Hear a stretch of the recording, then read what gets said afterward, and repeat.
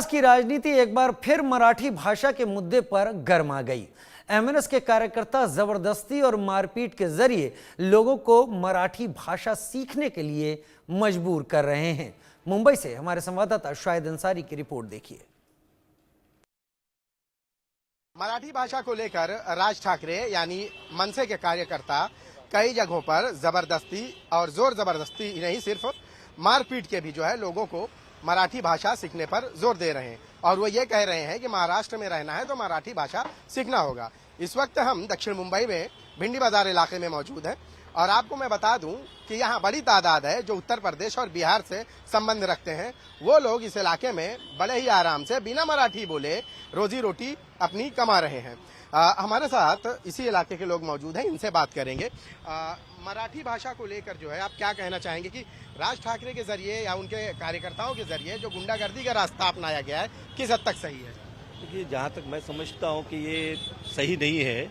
मराठी भाषा से किसी को कोई तकलीफ नहीं है, आप बोलना चाहते हैं, लेकिन अभी किसी को आता है, कोई क्या बाहर से आता है।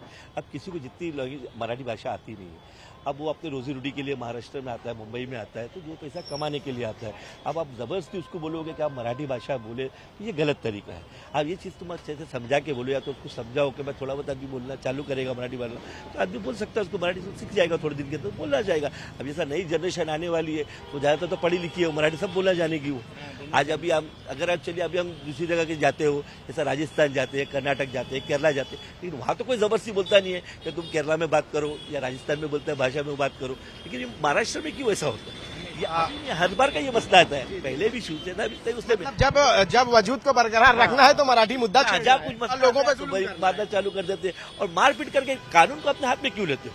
आज हम इस बात से सहमत है देवेंद्र फडणवीस साहब के, सीएम साहब के, कि उन्होंने बहुत अच्छा कहा कि आप कानून को हाथ में मत लो। लेकिन मराठी को अहमियत देने की भी बात, आप अहमियत दो है मराठी को। हम खुद जानते हैं, मला पण मराठी येता है, मी पण मराठी पढ़ता है, मैं महाराष्ट्र से आया हूँ मुंबई से, तो मराठी आता है, सबको आता है, लेकिन क्या बोलना, क्या ऐसा से थोड़ा बोलना चाहते हैं। अब किसी को एकदम पास तो आती नहीं है बोलने के लिए। जो इस्तेमाल किया गया वो सही नहीं। मास्टर साहब कहाँ के रहने वाले और मुंबई में कितने दिन से आप रहे? अरे मुंबई में तो हो गया 56 साल जी। रहने वाले कहाँ के? हम लोग बिहार के।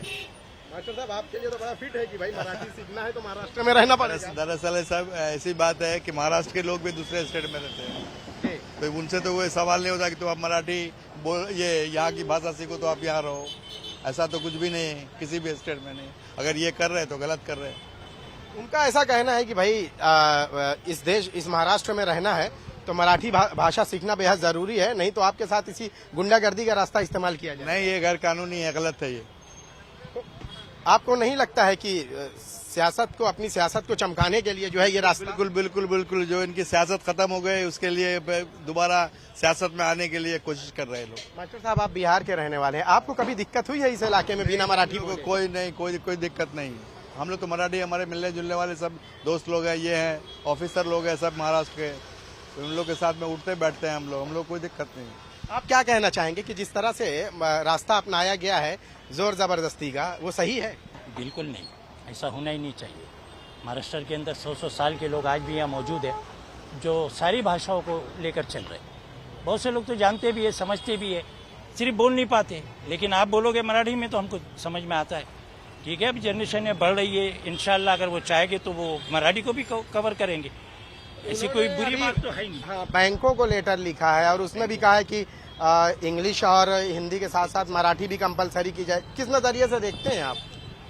अभी ऐसा है कि जानने वाला ही कर सकता है, और नहीं जानने वाला है वो तो बेचारा मजबूर हो जाएगा, बैंक में जा ही नहीं सकेगा। अगर वो लैंग्वेज के जरिए से अगर वो अपने अकाउंट्स को कंटिन्यू करना है या उसको जारी रखना है तो वो उसके लिए बड़ी मुश्किल और दिक्कत हो जाएगी।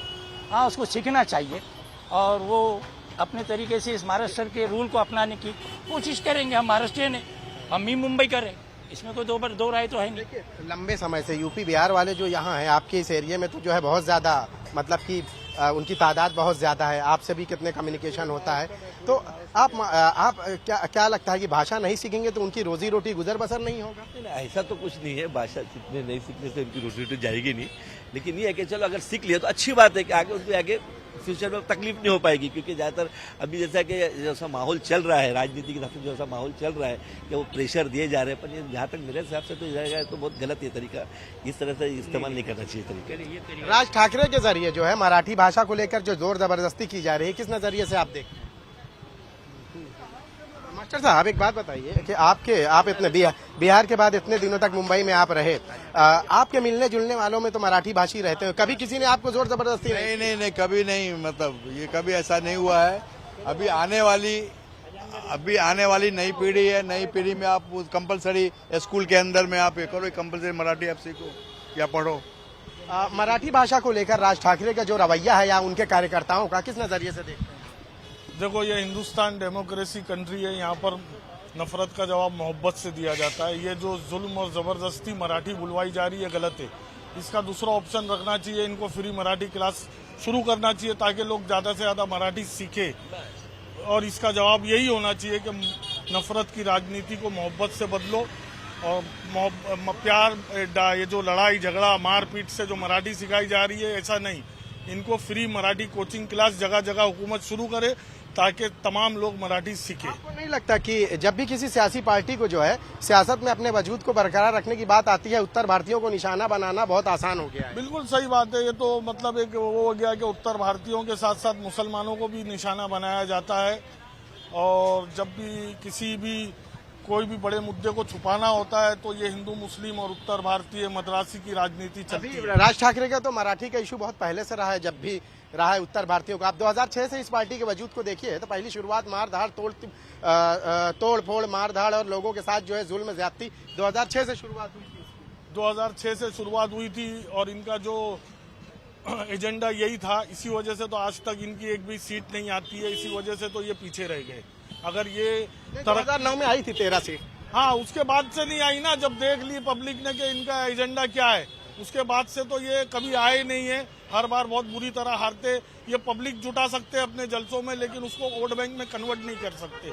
वजह यही है कि इनका जो एजेंडा है वो नफरत का है। मराठी भाषी भी नहीं पसंद करते। हाँ, मराठी लोग भी इनको पसंद नहीं करते क्योंकि वो भी इनको वोट नहीं देते। बहुत बहुत शुक्रिया हमसे बात करने के लिए। तो आपने सुना यहाँ के लोगों की बातचीत कि मराठी भाषा को लेकर किसी का कोई विरोध नहीं है और ना ही सीखने को लेकर विरोध है, लेकिन सिखाने के लिए जिस तरीके कार का इस्तेमाल किया जा रहा है, विरोध उसका है।